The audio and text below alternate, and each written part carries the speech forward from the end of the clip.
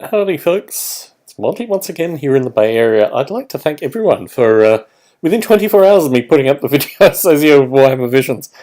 Wow, just unbelievable. So one of the guys, Headless Body of Agnew, I think is the guy's name, asked me to show some of the Citadel Journals. Now, these are from, I think a majority of them are from like late 90s, early 2000.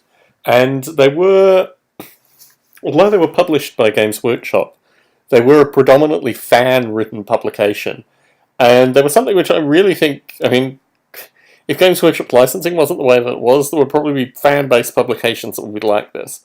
But it was headed up through Games Workshop. This is one of my favourite editions, primarily because it contains an interview with the Perrys, like the miniature sculptures.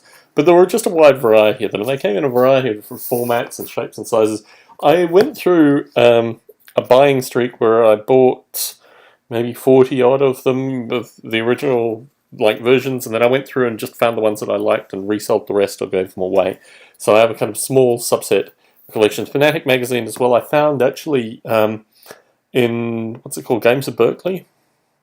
I found a few issues. I wasn't particularly familiar with that publication. I could have included a couple here as well, but I just wanted to show Citadel Journal specifically. So it's a black and white publication exclusively. So I don't want to damage it too much. So everything is in black and white. But it's very heavily text oriented, and the photographs are submitted by readers.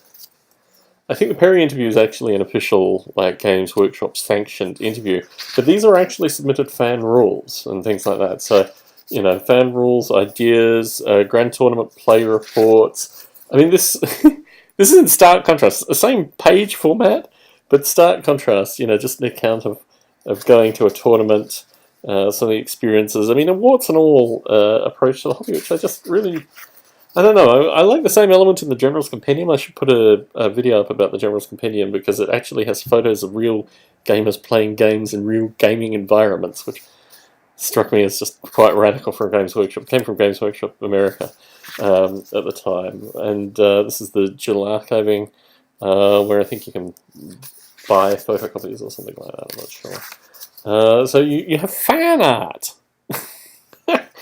You know, radical in today's day and age. These, I think, are some specialist rules that the guys submitting. Let's get to the Perry's interview. But yeah, content galore. Look, 32 pages already and still not halfway through. Games Day 97, the count again from a fan's perspective, actually going to Games Day. Lots of photos, you know, just, I don't know, I'm not, you know, colour might be nice in some circumstances, but I'm really not hating the Citadel Journal. I really like the format. And let's get through to the Perrys. This is a lot of this digital stuff and discussions, Necromunda rules, you know, all the usual suspects here.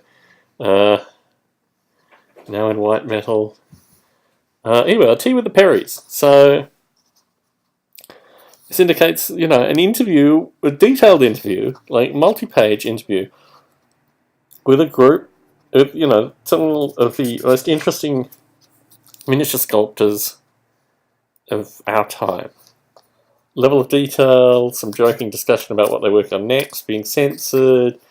But yeah, just a few pages, but just such a nice insight. There's an account as well, and I wish I had specially selected it. I mean, experience in the late 1970s, going, I should have found this actually, I'm really sorry, I should have found this specifically, but there's an account of, I can't recall, here we are. This is the account. So Nigel Stallman, I'm not sure what happened to Nigel Stallman, but he gives here an account. I'll just read some of this to you, because it's particularly interesting.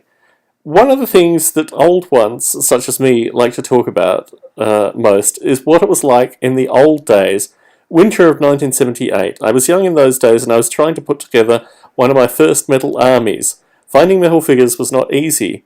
They were rumored to exist somewhere, but despite trekking around places such as model shops, they were not to be found. Anyway, he gives an account here of actually going on a day trip to a place that sold toy soldiers in 1978. I mean, this is just, in a Games Workshop slightly sanctioned publication. I had one fellow who said a couple of things on the post last night associated with Games Workshop being at its peak currently. I collect a lot of the older stuff. I see the ebbs and flows with regards to White Dwarf, but I think the Citadel Journals have always just set it off in terms of, and I wasn't even really in the hobby in the late 90s. I basically was in the hobby in the early 90s, got back into the hobby in the mid 2000s. But yeah, when I discovered the Citadel Journal, even though it was after, after a period of time I was in the hobby and then I came back to it, this just represented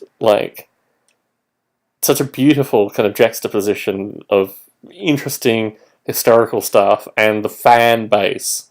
Really hardcore fans writing content, and also Games Workshop people indicating how they were also hardcore fans. Now, you get some of that, through what used to be in Warhammer Monthly. But I just wanted to put the video out there to give a sense of folks who are new in the hobby some of the stuff that used to exist. And sure, yes, they're black and white. You've got to look for some cover colour, and I think the back pages had colour as well, so you could see, some colour. My man Fred Reed actually is in a few of these. I think I might have moved away some of my Fred Reed stuff because he was heavily interviewed. It might even be in this one that he was interviewed, etc. There was one of them with the Fred Reed stuff. Maybe not this one. But yeah, I mean,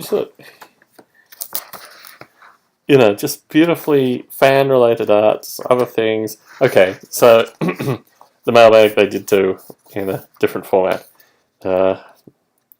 So yes, but house rules. Just hobbyist being hobbyist. This is Fat Bloke, who obviously went on to White Dwarf for a period of time. In fact, multiple White Dwarf editors started either writing articles or doing stuff in Citadel Journal. You can pick these up. I found my last set on ABE Books as opposed to eBay. You can see them on eBay occasionally. I suspect even Amazon. I think I actually picked up some of these on Amazon as well. But yeah, just if you can get them. And pick out the ones that you like and pass on the other ones, because I've certainly given them to a variety of folk as well, just as a way of showing people, what things were at a particular time in the hobby. Anyway, thank you very much to everyone who's subscribed. I'm forced now, by obligation, to produce lots of additional content for you guys. And, maybe some miniature reviews, maybe some other stuff here as well. But Monty, in the Bay Area, signing out.